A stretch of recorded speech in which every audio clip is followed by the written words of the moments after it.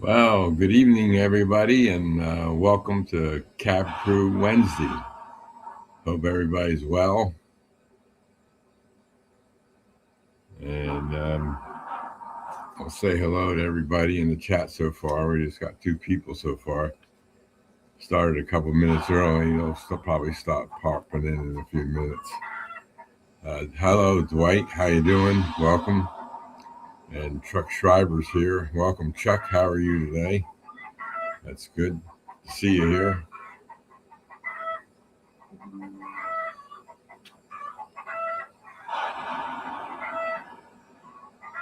You guys can hear me, just give me a little thumbs up, make sure everything's working.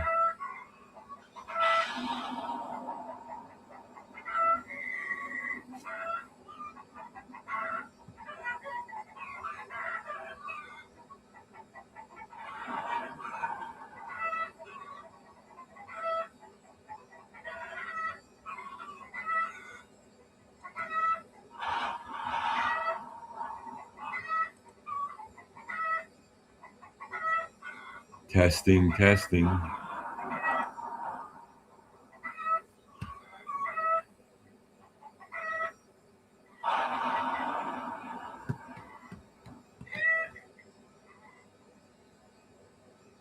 you guys see me and hear me okay?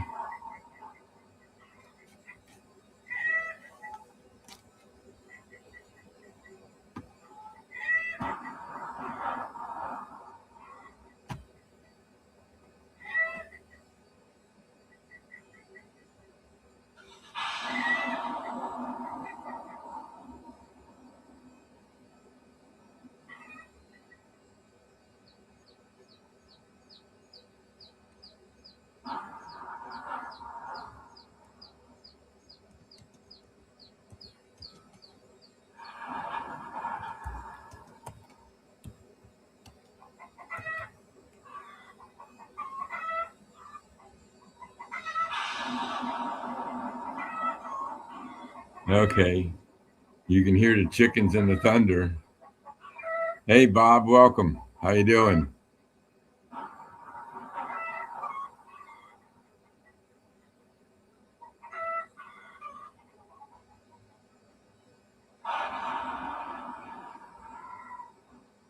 I'm trying something new tonight. That's good. God, you can hear me. That's great. So we'll just wait a little while and catch it, see if a couple more people pop in before I start with my rundown here.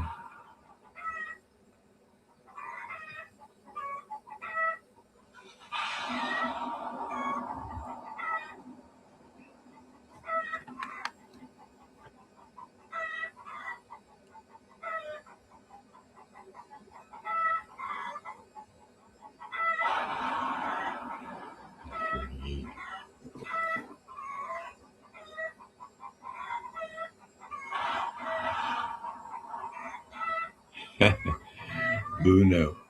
Welcome, Blue Note. I don't know your first name, but welcome. Coming in loud and clear. That's correct, Bob.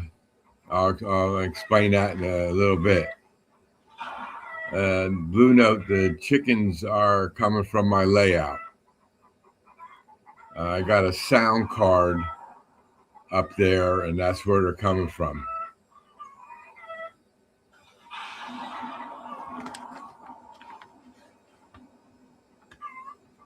Oh, very good, Chris. Welcome.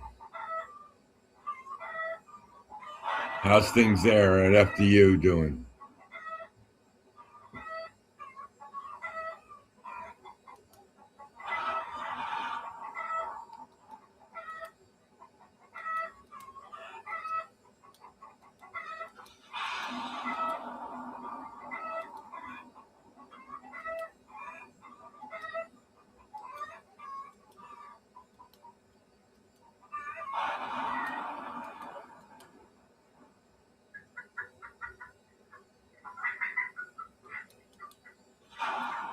That was my old boss, Bob. Hey, John Nippenberg, welcome. How you doing?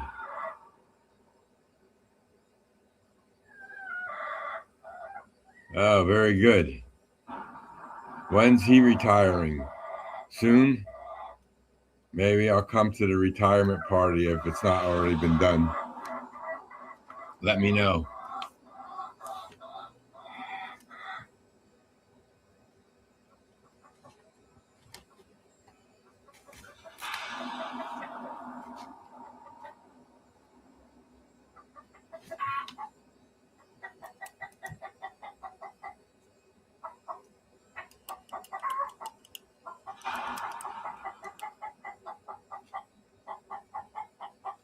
Yeah, that's pretty good. Okay, so what I'm going to do, I'm an HO guy. Neil's last day is June 30th. I will let you know. Okay, great. Thanks.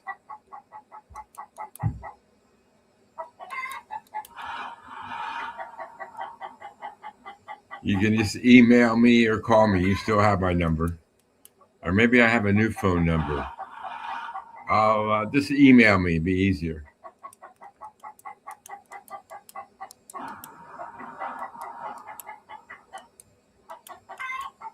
Or I got a new phone number and a new email address since I left. I had problems with the one email address that was my personal email address, so I had to change it to a Gmail account. And I'll send it to Vishal. Vishal can give you my personal information. He has it. Or just have Vishal contact me and let me know what's going on. Either way, doesn't matter.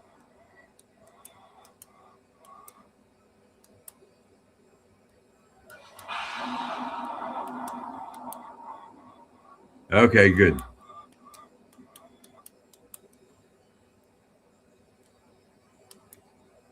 A new roof, huh? A lot of fun that must be. All right, we got a few people in here now. So what I've been working on and what's going on here is, well, one thing, um, I'm in the train room tonight, which is the first time I've been in here in a long time. And one of the reasons why I haven't been in here was because this table here that I built for this laptop um, is a little high. And I didn't have a chair high enough to reach so I could sit down. And I was looking at getting a stool, and they were pretty pricey. And they didn't have one of the size I needed. So, and then you were talking about a $200 stool for something tall. And I says, nah, I'm not going to get something big and bulky because then it'll take up room. I wanted one of those collapsible ones, but they only went up 18 inches, and that's not high enough. So, what I did is the chair I have is one I use at my workbench here in the train room. And I looked at it and I said, the legs on there are pretty narrow. So I 3D designed a extension. And it was they're only about, now let me make myself bigger. So I made it about, maybe 8-9 inches. And then I cut a hole in the top and let it sink in a little bit so the legs would go down in. So now I'm up higher in the chair, sitting comfortable now. And I can reach the keyboard comfortably. And I made 4 of them.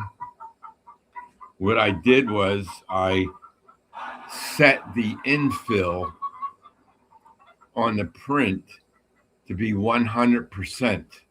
And that made them solid. So they're solid and they won't break. So, I mean, I'm not going to be sitting here dancing on the chair, just sitting here. So, and then I can stand up and slide it out, and it slides and everything on the floor. So it's not a big deal. So I was printing them, and I printed one, and it came out perfect. Then I needed 3 more, one for each leg. So I set them up, and it was going to be an 11-hour print, and I let it go overnight. And when I came in the morning, there was a big mess on the printer, film all over the place. What happened was they fell off after a while, and then it just kept on printing and trying to print it, and the film just went everywhere. So what I had to do, I ran out of that Bamboo Labs adhesive stuff that I put on my build plates. So I had to order one of them from Amazon, and that came the next day. And then I did it, and then I made them, and they all printed fine. So now I have the chair here. Now I'll be able to do my streams from inside here. Then when I run the trains, I'll be in here to keep an eye on them instead of running them and being in my office and then have to run out here for some kind of problem or something. So that's why this table was made, to do streams from here inside the train room and stuff. So it took a little while to get all this set up and get everything working and everything. And so the printing took a while, and they all came out great. And then I used one of the colors that all the spooling fell, and then it ran out of filament, and then I put another color in. So I got different color ones, which no big deal. It's just a temporary thing for when I'm doing my streams. So that was better than spending $100 or more on a stool. And I thought maybe somebody might have had one at a garage sale or something like that, but I couldn't find exactly what I wanted. So I just 3D printed something and lifted this chair. The only problem is my feet can touch the floor, but not comfortably enough. So I'm going to 3D print a foot pad to put down in here. Then I can put my feet on the pad. That'll make them more comfortable. So I got to figure out how high I want to make it, and then I'll 3D print it and be done. Hey, Jim, welcome. How you doing? Good to see you in here. Hey, Dave from Stormy Sky Rail Productions. Welcome, Dave. How you doing? So that's where I'm at now. And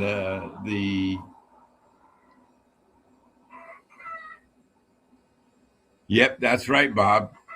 Can always come up with a plan of something that you need or whatever. Hey, Russ, welcome. How you doing tonight? So great. Good to hear that, Dave.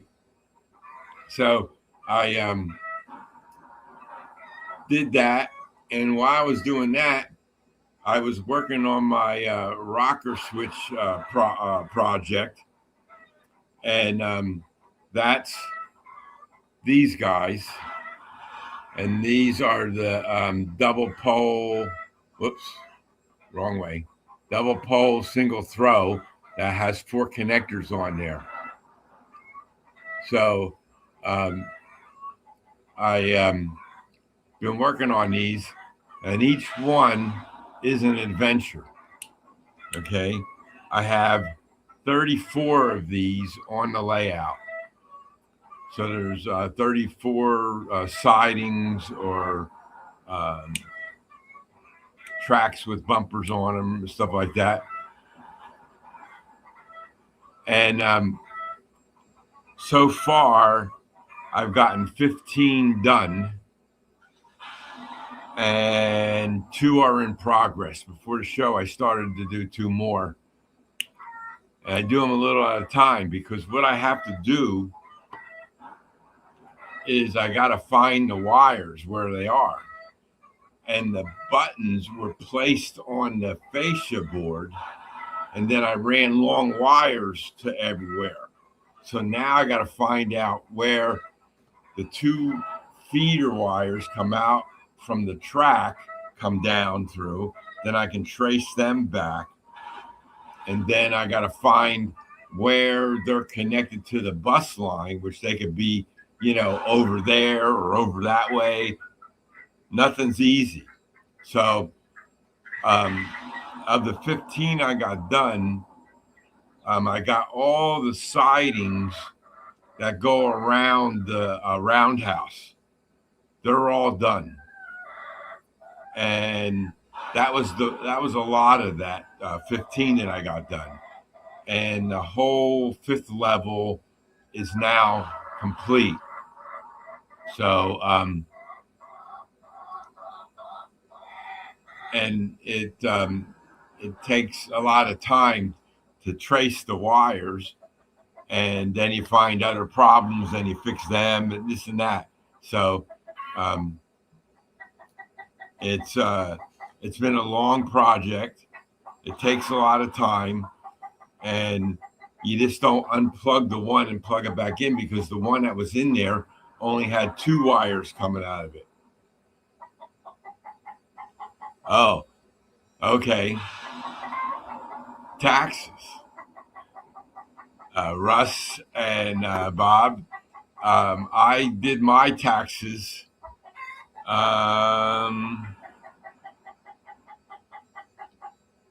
3 weeks ago.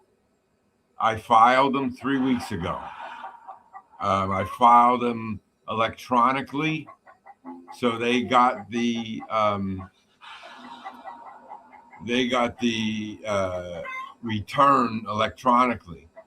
And today I got my refund check in the bank. I got notification from the bank that a deposit was made, and that was from the IRS. So it only took them 3 weeks to process it and send the refund. That's the beauty of electronically transferring the federal return. So I use a program called TurboTax, and I've used that program for many years. And I do the family's taxes every year and stuff like that. And then it has the state of New Jersey, which I have to file for New Jersey taxes. And you just download the state program into the TurboTax, and it calculates all of it for you, and it's already done. Virginia. If mail Virginia their extortion money on May 1. Yeah. Well, that sucks, John. But you use TurboTax too. That's good. I like that program. I download the program. I get it from Amazon. I download the program and install it on my computer. I don't like doing the online because I can't file long form on the online TurboTax. The online TurboTax and all those online tax programs that you can go online for free and all that stuff, they only do the short forms, and I need the long form. And I'll always need the long form. Even though I'm retired, I'm still going to need the long form. And a friend of mine, a girl I used to date, she used to do taxes. She was a tax accountant and stuff like that. She did taxes all the time. So she's busy this time of the year. And she told me, once you retire, you don't have to file taxes anymore. They don't require it. If you're just collecting Social Security, then you don't have to file, because they don't, but because I was doing my mom's taxes and she was long retired when I was dating her. And she said, you don't have to do your mom's. You don't have to file for it. And I still did, just to be on the safe side. But, oh, yeah, well, no, I've never owed. Not 1 year. Every year I get a refund. Some years more than others. And see, because last year, the year I retired, I didn't retire until the end of January. So I was still working. So I had pay for January. And then I got my vacation pay, which was 2 months of vacation pay. And I got that in a lump sum. And that was like 3 months of work. So all those taxes were taken out. And I got most of those taxes that they take out in a refund. So it was pretty good. So plus I pay that nasty A word every month. And that money is a deduction on my income. So next year we'll see. I don't have no income from anywhere else except for Social Security. What it's going to do when I enter that and not paying in any taxes. And will I get it all back?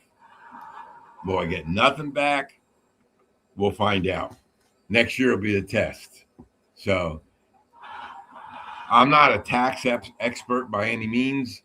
I know how to use TurboTax, and it's simple to use. Click your button here. Just click next, and just fill in the blanks.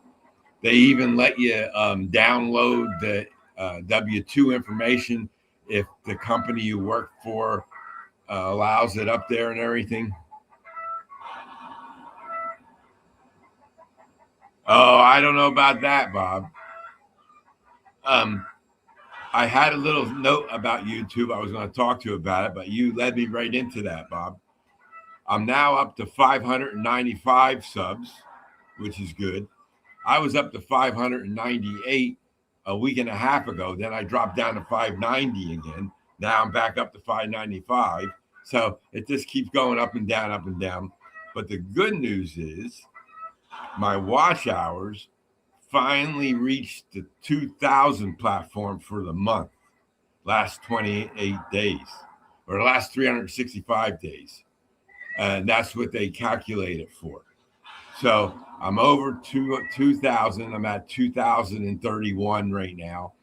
And I need to get to 3,000 so I can be monetized on the 500. So it's getting close.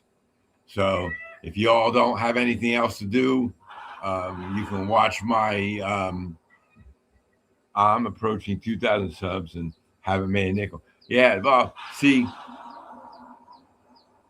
I don't know. I'm not into make money. I'm a goal-oriented person. And the goal was to get to 100 subscribers when I first got on. I hit 100. Then the next goal was to get to 500. I finally got to 500. Now the next goal is to get to 1,000. And I'm at 595. I'm 5 short of 600. And I'm on this side of the getting closer to 1,000.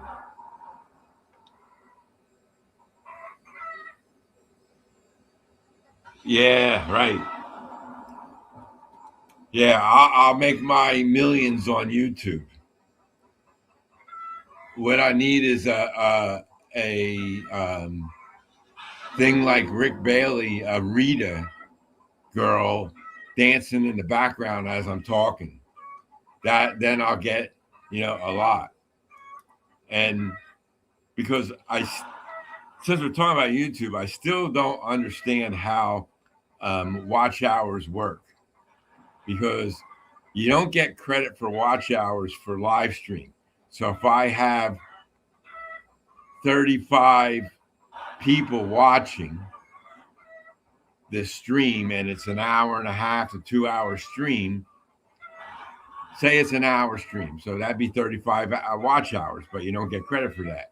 But if somebody watches it after the show's over, then you get credit for that. And if they watch the whole thing, then you get a watch hour. If they watch half of it, you should get a half of a watch hour, or a quarter of it, a quarter of a watch hour. So I've been getting like 25 to 30 some people watching the stream. After that, it goes up to 100 or a little bit less than 100 or over 100 views. Now, that's 80 or 70 more people that watched it. So if they watched the whole thing, then that I would expect to see 70 watch hours, but I don't see that. So let's see. I'm at 1480. Same boat, but I didn't expect to make anything. I do it because I enjoy it. Right, exactly. When you get a YouTube though, oh yeah, that's right. So no credit for live watching. That sucks.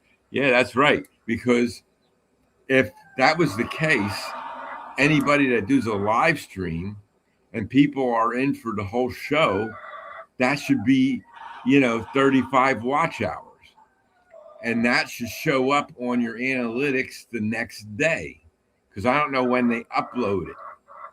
Like right now, I'm sitting at like 195 watch hours currently for the last 24 hours. So that's videos that people are watching or whatever. So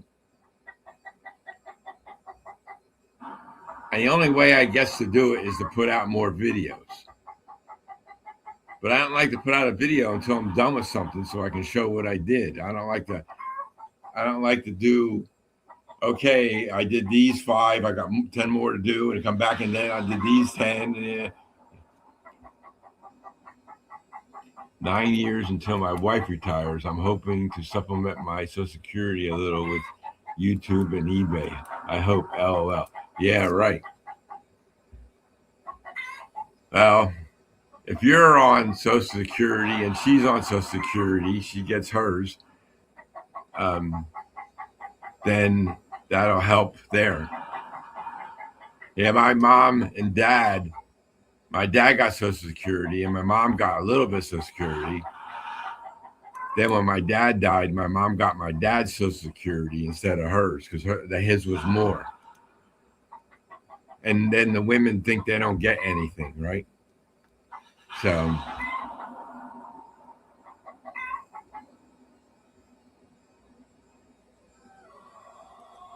yeah, like getting those bronze medals at the model show on Saturday.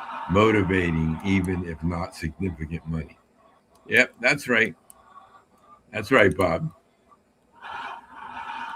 Yeah, so my idea when I got on YouTube, which was over 5 years ago, I wasn't looking to make millions of dollars or even $100 on YouTube. That's not my goal.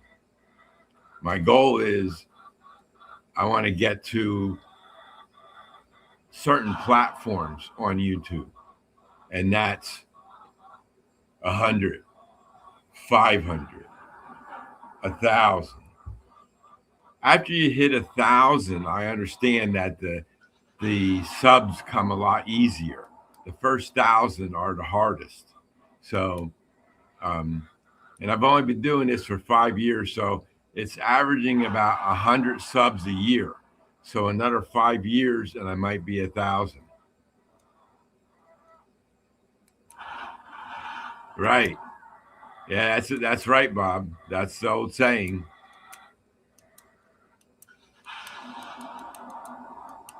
In most cases, that's what happens. Well, in most cases, men and women, when they get married, the man is usually a little older than the woman, a couple of years, a year, whatever. So they're older. They'll die first because they're older. That makes sense. But in my case, my first wife was older than I was by 2 months. She was born in October of 1955, and I was born in December of 1955. But I always used to joke with her because I should have been older than her because she wasn't supposed to be born until January of 56. She was 2.5 months premature. She was the size, my father-in-law told me that he put her in his hand, and that's how big she was. She was no bigger than a can of beer. She only weighed like 9 ounces when she was born. She was a preemie, and she was a twin. And the twin was a boy, but he passed away after 3 days of birth. So back in those days, they could, it was difficult to bring in twins and triplets and stuff like that. So they didn't have all the advanced technology as they do nowadays. Right, exactly. Because they worry about everything. But then again, not that I'm a fan of the other sex, but the women, they have other kind of stresses, right, Bob? They got to raise the children. That's the normal thing, right? The man goes out and make the money. The woman stays home and takes care of the children. The problem today is both parents have to work because the prices of everything are so high. The man's salary can't cover everything. I was fortunate enough that I was making the salary that I was, and I could afford to have my wife stay home. And that's what we decided when we got married. She worked. Once we had children, she would stay home and take care of the children. After the children got into school full time and they were capable of coming home and staying home by themselves for a little bit, then she could go back to work if she wanted to. She never went back to work. She did a lot of odd jobs and stuff like that. She opened up a flower business. And her and another friend had a flower business, and they did flowers. She was able to take my youngest to the flower shop, and they had a crib there for it, so she can keep an eye on it and stuff like that. Yeah, and taking kids to childcare, you're not raising them. Childcare is. Yeah, today's world is different for sure. Right. Exactly, Bob. So they don't, like once we built our home,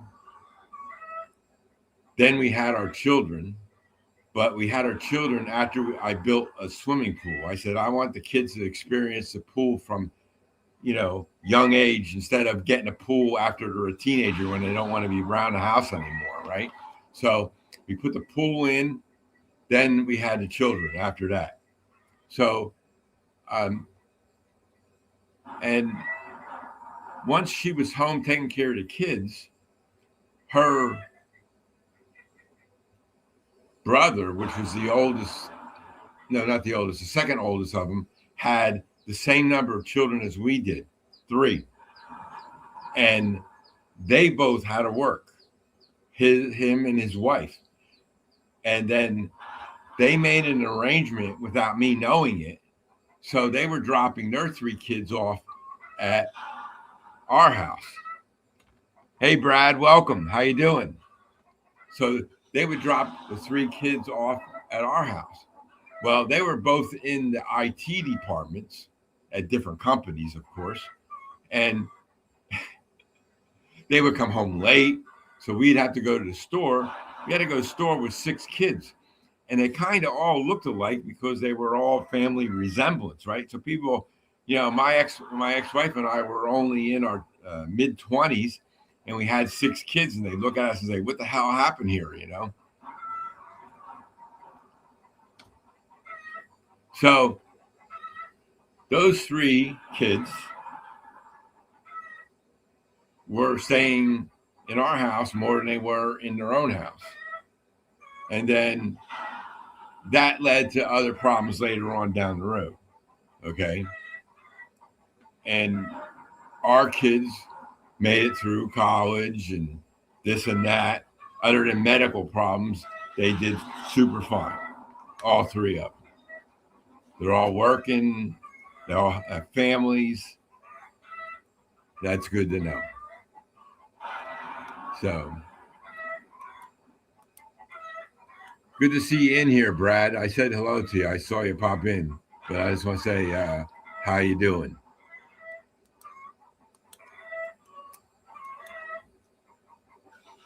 It seems like the MRRs that fix junk trains and have more toyous layouts are getting the subs. And more serious guys that do more detailed scenery and take forever to get subs, I imagine. Yeah, that sounds about right, Russ. That sounds about right. Yeah, we put our time and heart into getting things correct.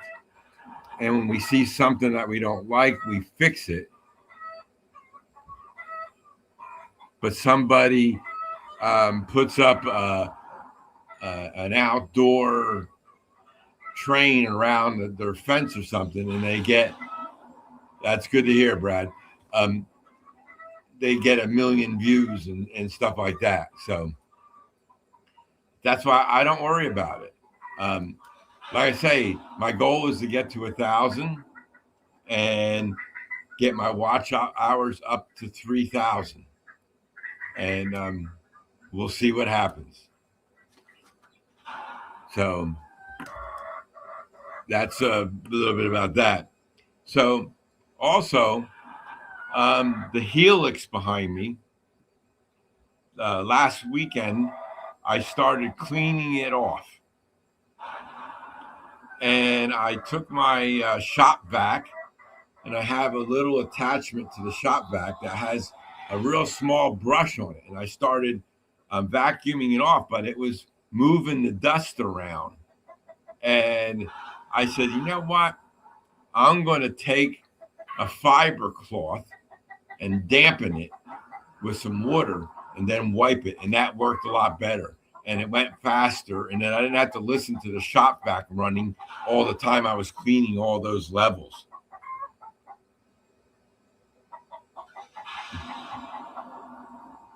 Yeah, that's right. That's right, John. Yeah, I do that too. I watch how-tos a lot because I want to learn, that's how you learn, right?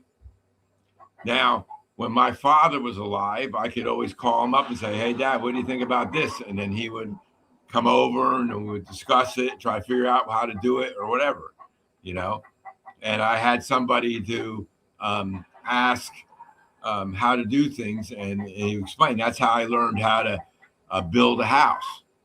I know how to do carpenter work. I know how to do mason work. I know how to do plumbing. I know how to do electrical. I know how to put siding on. I know how to do roofs, masonry work, all that stuff. And I built a house from ground up, and I've done it a couple of times.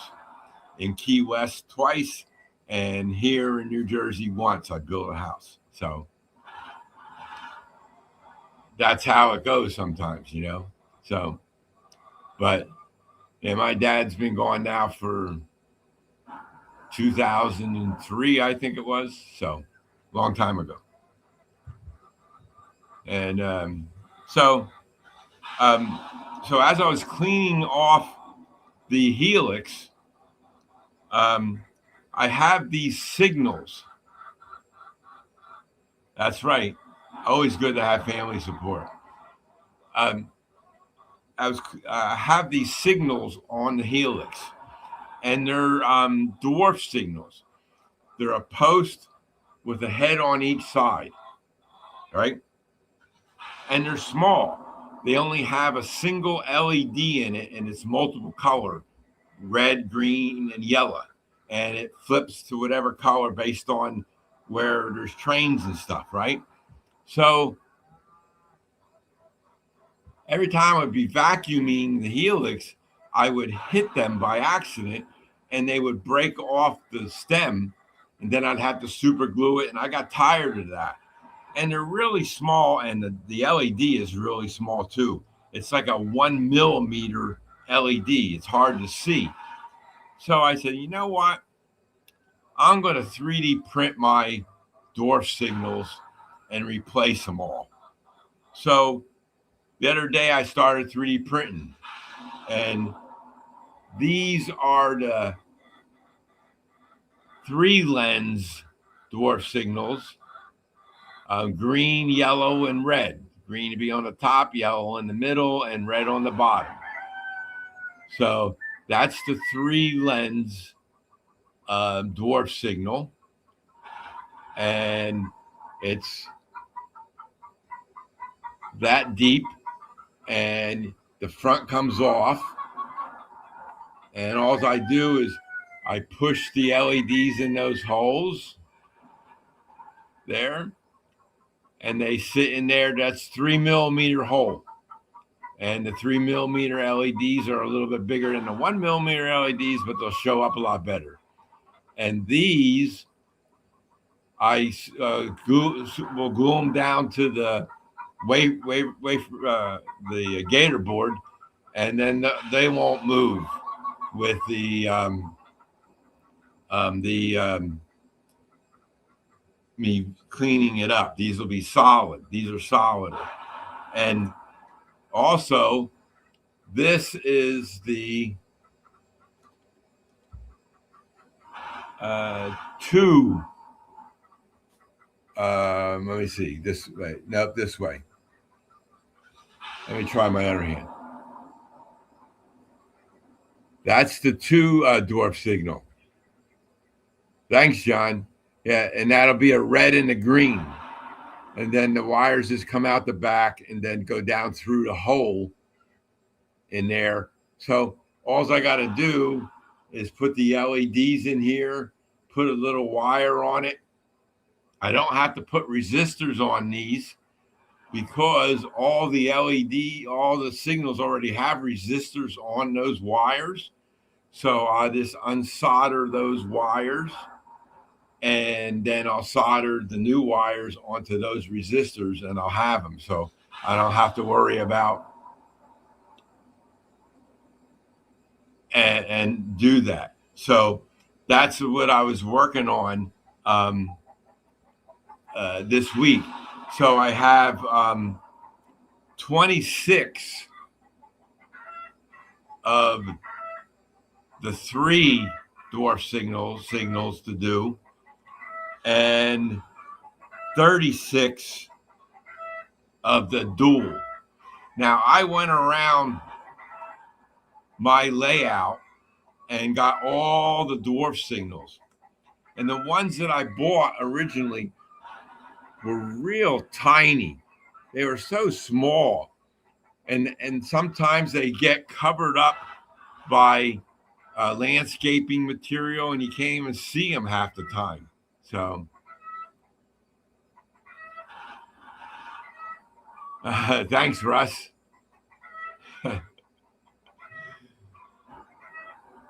Yeah, so that's what I'm going to be doing next.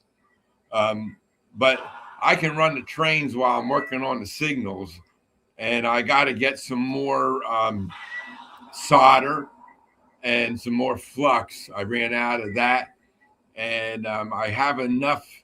I think it's 28 AWG. Yeah, well, that Bob, that sound file is over 10 hours long. So it comes on at 5:30, and it's on until it goes off at 11:30 or something like that. Yeah, it just keeps on going, and then it goes so long, and then you might hear a cow mooing in the middle there somewhere, and the chickens clucking and everything all along. You keep on checking the living room for your chickens? Yeah.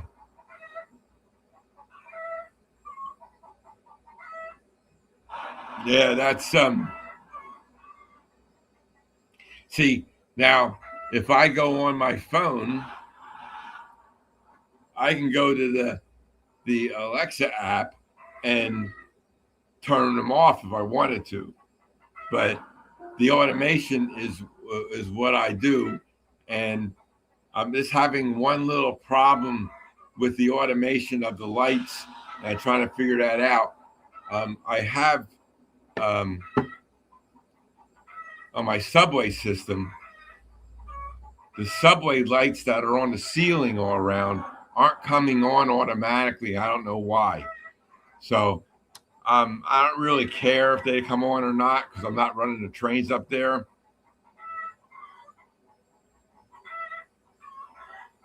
Yeah, yes, that is what some do, Jenny said. Bob, okay. What is above your head, Thomas? Where? You mean that light? That's a light up there. That's a bridge that goes across from the helix to the subway system. Are you talking about this toy or this over here?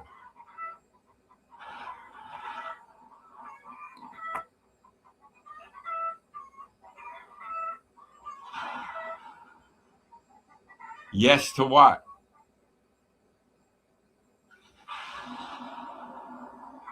That's a bridge that goes across from the helix, the bridge. Okay.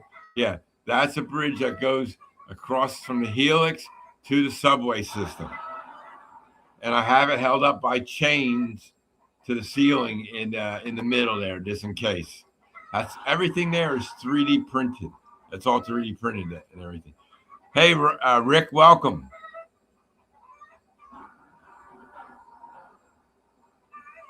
That's good. I'm glad they worked out for you, Rick.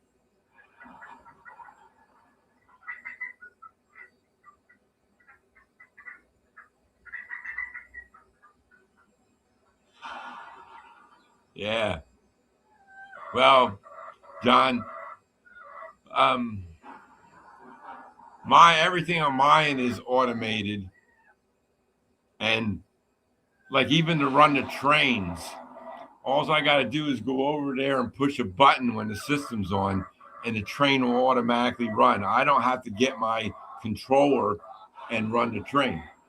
I use the controller and the Wi-Fi controller to run things in the yard and everything. PK, are you printing anything? No. So this is a new track cleaning car I just got. It has a coal load in it, and they're the pads that go on it, and then they are spring loaded.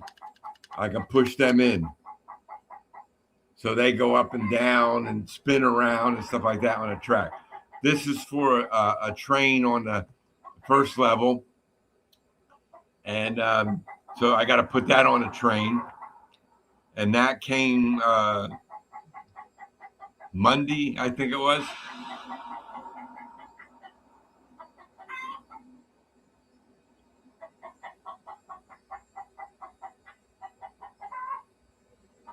Okay, right. Okay, Bob. Yeah. So you couldn't get any more barrels until the inspection was done. Yeah. I haven't printed in a while. Yeah, sometimes it comes in clusters, and then other times there's nothing. Like this week, I was spending time printing all these signals, and I was doing that on the Mini.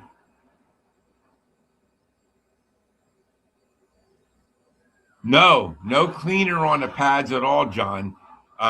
These pads are like sandpaper, and when he sends them to me, he puts them on all 4 pads, and then I always put 2 sandpaper on the front of the car, and on the rear of the car I put 2 felt pads, and the felt pads buffer the track. It sands it and then it buffers it as it goes around and around. These cars stay on the train. I don't put them on and then take them off. After it runs around a few, I'll check it. And then what I can do is on these sandpaper pads, I can take my, what's that? I can't think of the name of it. And I rub it off. It's what a Bright Boy. I take the Bright Boy, and I can clean off the pads, and then I can put it back on and go from there. I thought a building full of barrels would be suspicious to inspectors. Oh, yeah, maybe they thought you'd be making meth or something in there, right? But it's all if they don't smell nothing, then they can't say nothing, right? I mean, if you had that many in there, so then on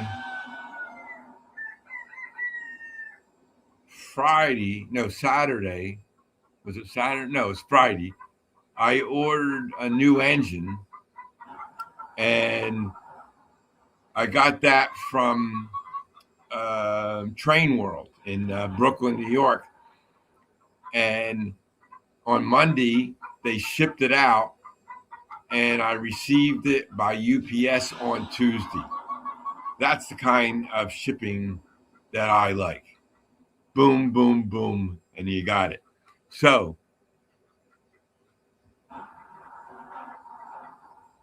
yeah, bright Scotch Brite. Yep. So, this is the new engine I got. I'm getting used to this computer. This is a GP38-2. It's an Athearn Genesis soundtrack decoder, Sasami 2. And yeah, I always get good service from Train World. Yes. And number 825, I never heard that road name, Electromotive, but I wasn't worried about that because this is going to be another engine to a consist that I have. I need a little more power on that train. So I tested it, that train with another engine, but I didn't want that engine to be the permanent engine there because it wasn't a GP38-2, and the other two engines are 38.2s, -2s. So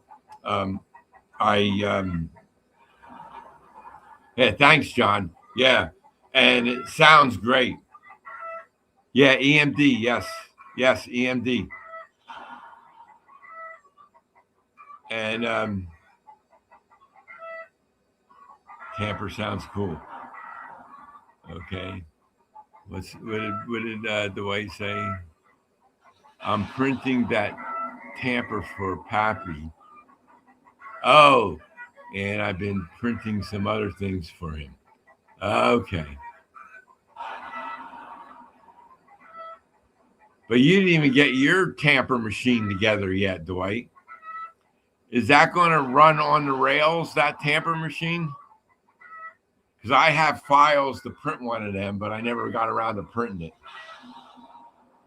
I thought, yeah, EMD. Right. That's right, Bob. EMD.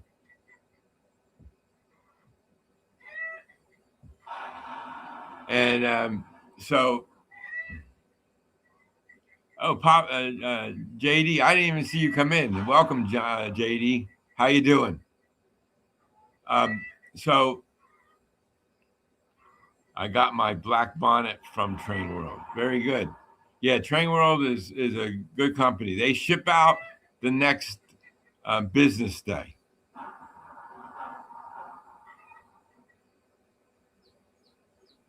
Yeah, right now they're going crazy up there, right? But now they quieted down. So the farmer must have shot the fox. Oh, EMD is electrical motive division. Okay. So that's what it is, EMD. Yeah, they didn't put the division on there, but so now I know the road name. Okay. So when I put that in my JMRI, I'll make it an EMD designation. I just made it an EM, but I'll make it EMD. EMD. That's good. So, yeah, I had to order some more wire and another bag of rocker switches. I miscounted by 2. So they're laying eggs for Easter. Yes. The girls that are working the farm up there, they collect the eggs every day. So I said I ordered some wire and some more rocker switches, so I can finish the rocker switches up. Got to give up my tablet to the wife for her social conference call in 5 minutes. Thanks for the show, Tom, and the chat. All finishing the week strong. Okay, Bob. Thanks a lot for popping in, and we'll catch you later. Appreciate you stopping in. Thanks. So once I get hey, Mike, how's things over in across the pond? Welcome.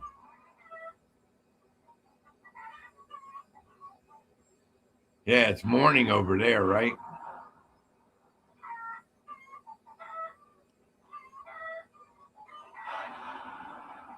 Oh man. Yeah, tracing those wires and getting the right wires and everything. Because on the rocker switch thing, okay, I had the original rocker switch, which is only 2 wires. It's almost 1 a.m. Yeah, it's 8:56 p.m. here. So yeah, you guys didn't change the clock yet, right? So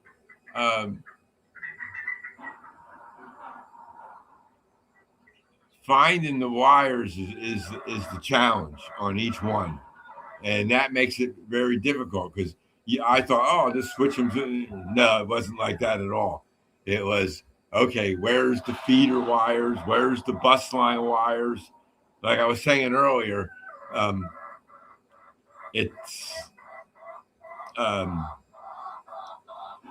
it's crazy. So after the show, I might trace out the other 2. See, right now, on that side of the train room, I have the light on blue, so it's nighttime over there. And you can't tell it by the camera on some of the scenes. But I don't know. So tomorrow, hopefully, Barbara's going to come over and finish painting my workbenches, and then we'll get them and the workers up there on the roundhouse, and then that'll complete that scene and everything up there, and then I can run the trains in. I have to reset 4 service tracks because when I put the new service tracks in, I had to reset them. So I'm sure that there's other 4 in the roundhouse that was originally there. I'm going to have to reset them back to where the tracks are located. And my creeper is right here. So I just put it in front of the front door to keep it out of the way. Because usually it sits right where I'm sitting. It goes around the table and it's out of the way there. Then I can go in and out of the front door. I can go into my office. and it makes it easier to get around. But that usually isn't in the train room. But because I'm working on this project,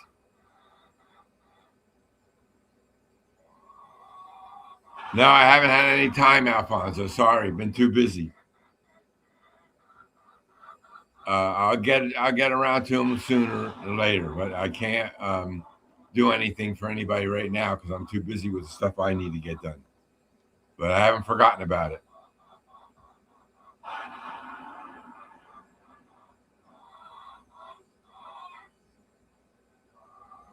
Yeah, see, that's the whole problem. See, um, and when you have a lot of automation, you have a lot of wires.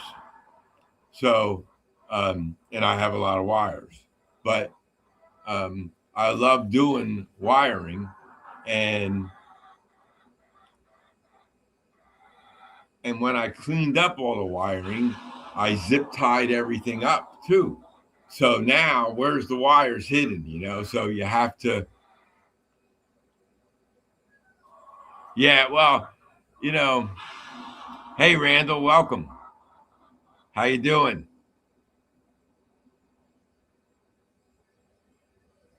Thanks for stopping in for a little time. That's okay, no problem. So, um, yeah, so I don't like wiring problems either, but they're challenging sometimes, and that keeps your brain and your mind working and stuff. So, um, I don't like them to happen. And once I get done with my projects, then I'll know. Like I saw a couple of dwarf signals. The lights are out, and probably because of moving wires and they hit a wire or something like that. But since I'm going to be replacing them, then I'll fix them at that time. I'm not worried about them. So, yeah, label them. Yeah, yeah. I tried doing that on my bus lines. On my bus lines, I got a wire label, and it's like a zip tie, and it has a tag on it. And then I just used my Dynamo labeler and created a label and called it BD Bus District 1 or Bus District. I got 25 bus lines.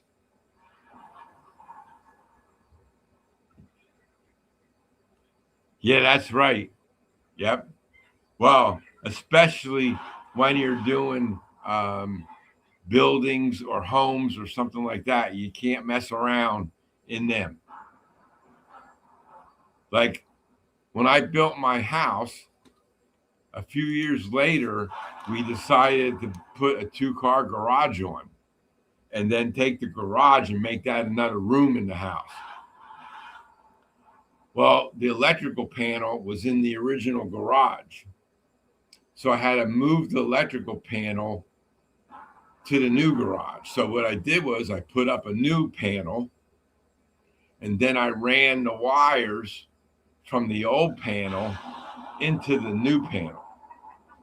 And I had to put in a junction box up there where I can split all the wires together, and I wire nutted them and taped them, and that was in the wall, and I didn't have to worry about it. And then I ran underground cable. The power line was coming overhead, and I didn't like that, so I ran it underground. I took it, I dug the trench. It was 150 feet. I had to dig a trench 150 feet, and I put in 3-inch PVC pipe and laid that in the trench, and then I snaked the thick wire that I needed to get from the pole out on the street to the house.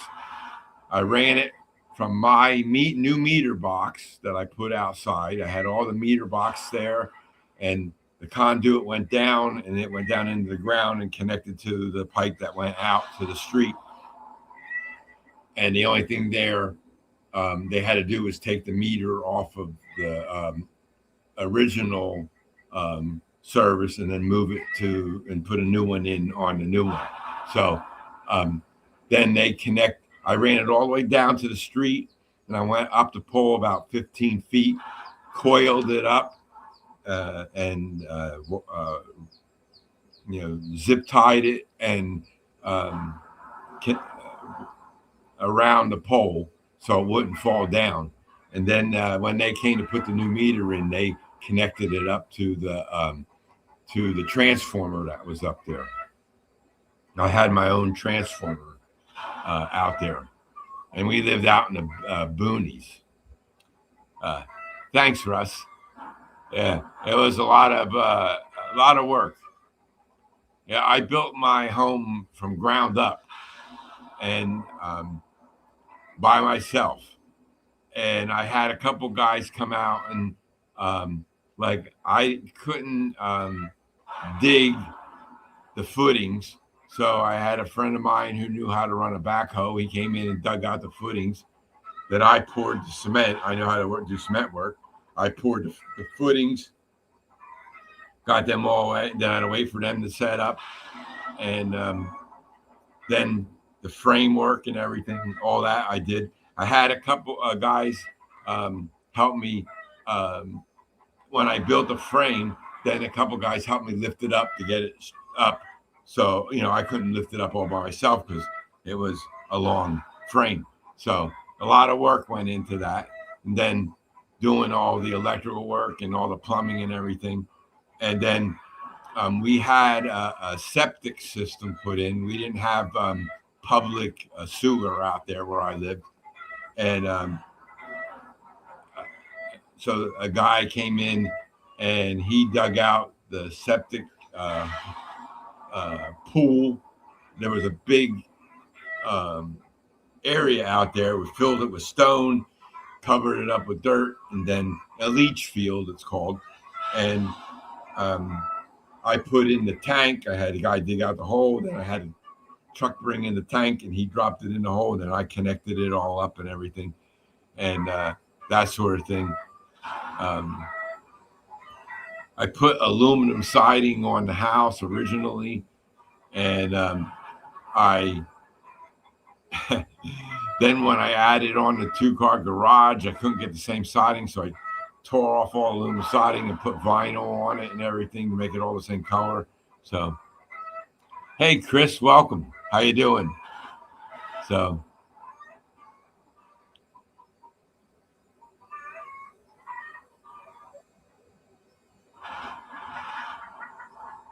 yeah, that's hard to. Is that brass or are they white steel?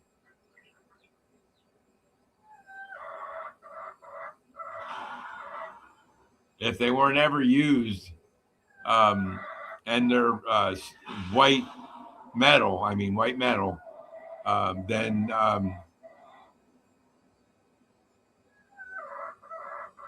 nickel silver. Okay. Yeah, you should be able to, if they weren't used for a long time, you can take alcohol and clean them off. And then after that, you can just use a regular track cleaner or whatever you like to clean your track with. And that'll keep them clean. But if they were sitting for a while, you got to clean them really good first time.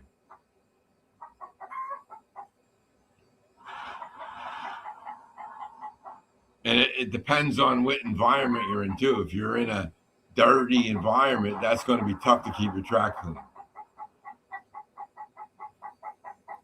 Everybody gets dust. And that's why I got to clean off the helix every so often, because it gets dusty. And it's not dirt in here. But every once in a while, I'll see a dog hair. No, don't use sandpaper.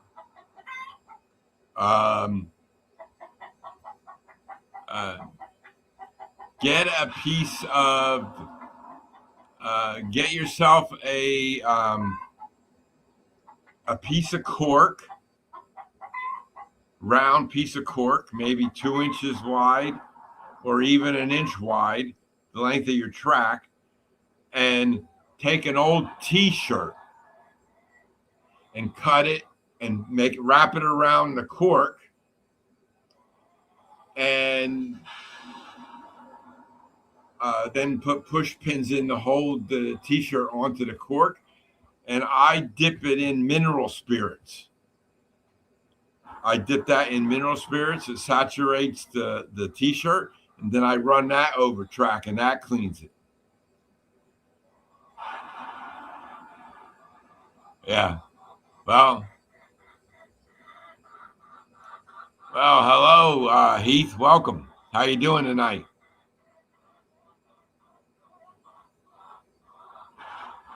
Thanks for stopping in, Heath. Been a while since I seen you.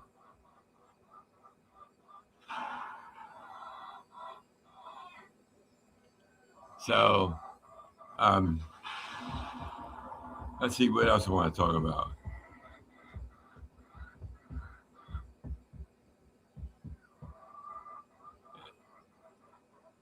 Alfonso, I don't know if you saw this or not, but this is a track cleaning car, and this is from the this is a stealth track cleaner, and it's by jamcreations.net.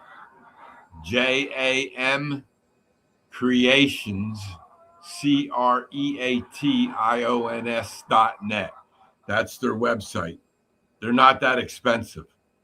If you have one train or two trains, you can add these HO scale and N scale he makes. I don't think he makes O scale stuff. I think he only makes HO and N scale.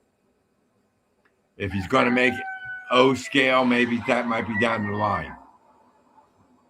But that's how you can keep your track clean without doing anything. Just hook this car up to the train and let it run around.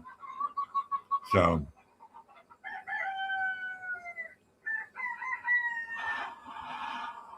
let's see.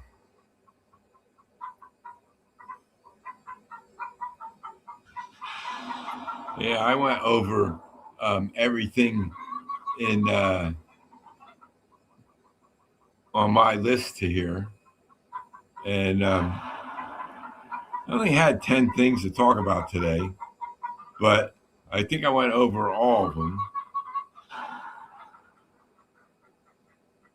There was something else I was going to talk about, but I just escaped me. So, oh, I know what. This weekend, Saturday and Sunday, there's a train show in New Jersey.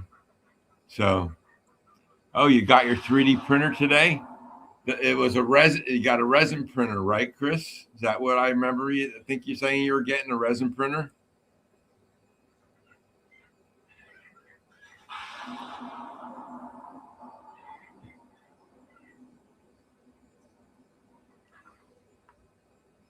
Well, then get yourself an HO stealth cleaning car, and that might help you keep the HO track clean.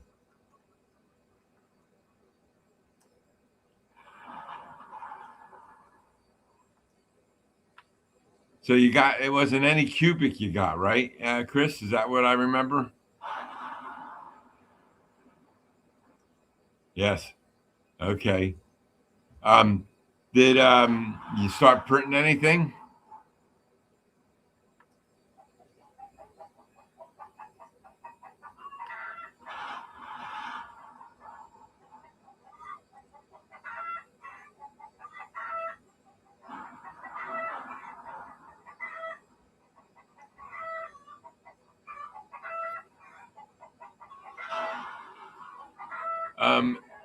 Guys, just to let you know, ASBMP, that's Alfonso.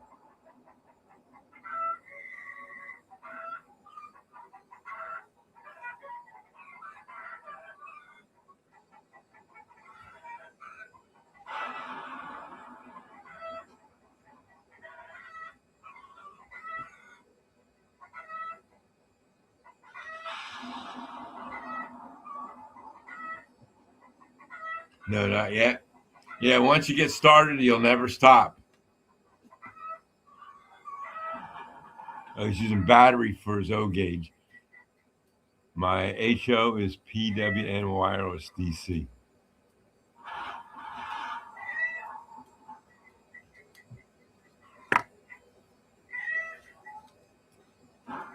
Is the train, my G scale is dead rail with wireless. Okay.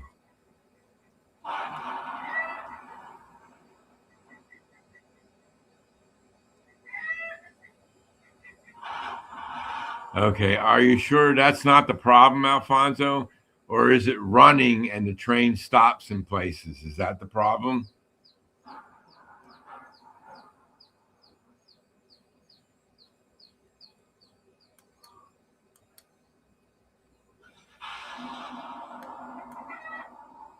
Oh, okay. That'll be interesting. I'd like to see that, Rick.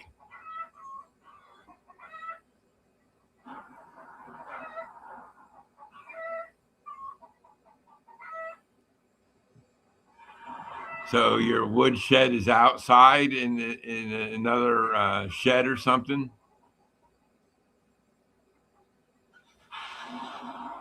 Okay. I see, Alfonso. I thought Chris was HO. Chuck.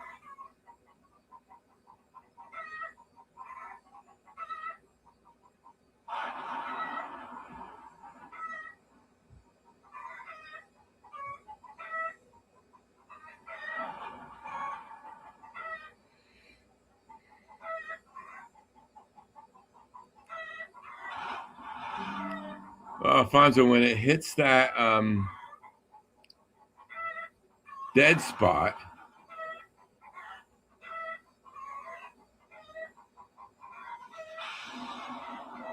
just clean it, and then see if it, and then back the train up and go through it again and see if it stops there. Or have you done that? Yeah, I thought it was HO.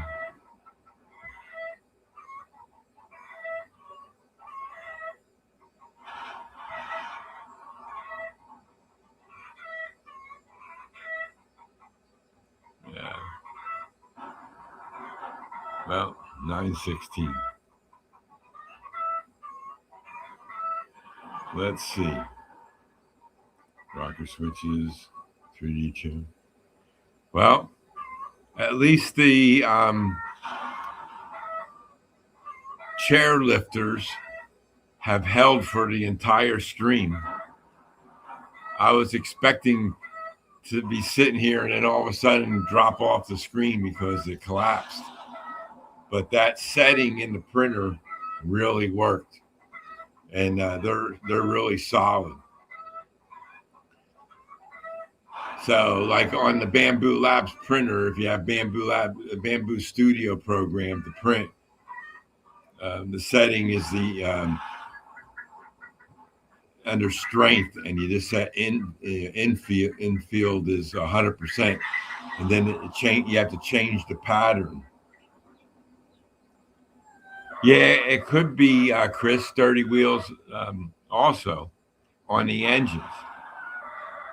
Got to check them too. But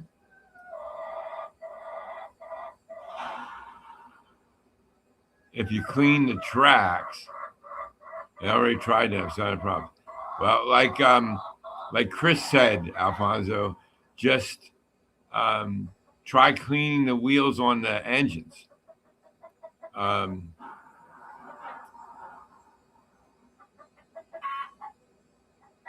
Gargraves is a good track too. Never heard of that one, John. But I'm sure there are other things out there. Like I said in my last stream, I use all Atlas track. Like I said, that's because Atlas's headquarters is in New Jersey, and I support my local companies here.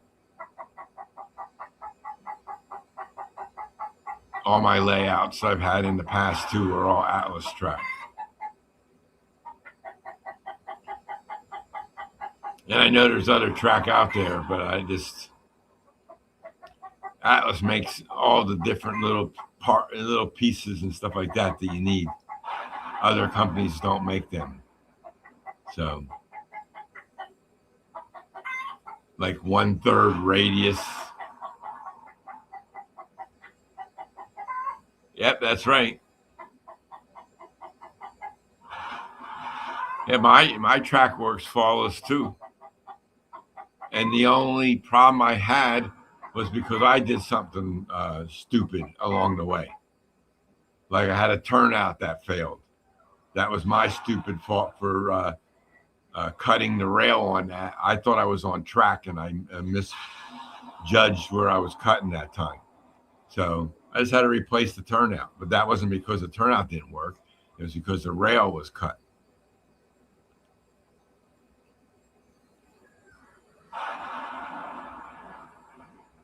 Yeah, if you weather your trucks, there could be paint on your wheels. Well, I don't weather my engines. Haven't tried that yet.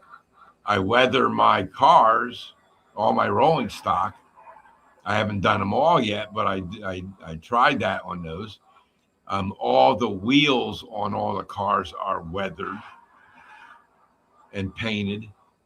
They have no trouble running on a track. And even the cars that have electronics in them, they all work. So, yeah, you got to be careful if you're painting wheels and stuff like that. So,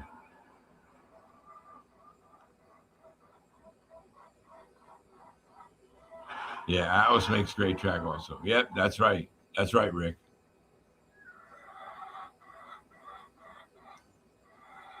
If you weather your trucks, there could be paint on your wheels. Yep, that's true. Now, like I see guys weathering their engines and everything, and I'm a little leery about doing that.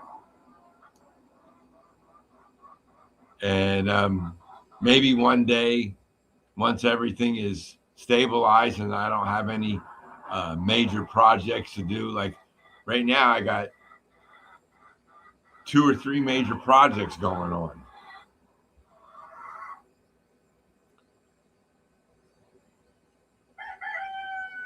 Yeah, primary and scale. Yeah. Okay, Jim. I'm going to be ending the show now in a few minutes anyway. Thanks for stopping in. Have a good one, and we'll catch you later. We'll see you tomorrow night. Yeah, everybody, don't forget, watch Jim's show tomorrow night at 6 o'clock. He had a test today, and he looked good. He finally got his computer working, and he might be on StreamYard tomorrow. He's not sure if OBS is going to be working, but keep an eye out for his show at 6 o'clock tomorrow. And I think I'm going to call it a night, guys. I appreciate everybody stopping in tonight and spending time with me here. And maybe next week I might have some trains running, I hope. Night all. Mike, take care. Thanks for stopping in. Appreciate it. Have a good one. And we'll catch y'all later, or either on your streams or your videos. And good night to everybody. Everybody take care. Enjoy the rest of the week. And have a good one. Catch y'all later. Good night.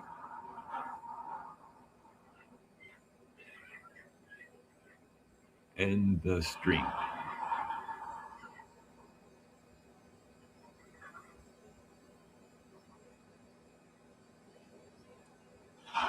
Thanks, Chuck. Appreciate that.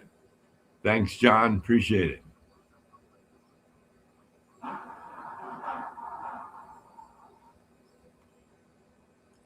Oh, you were, Rick.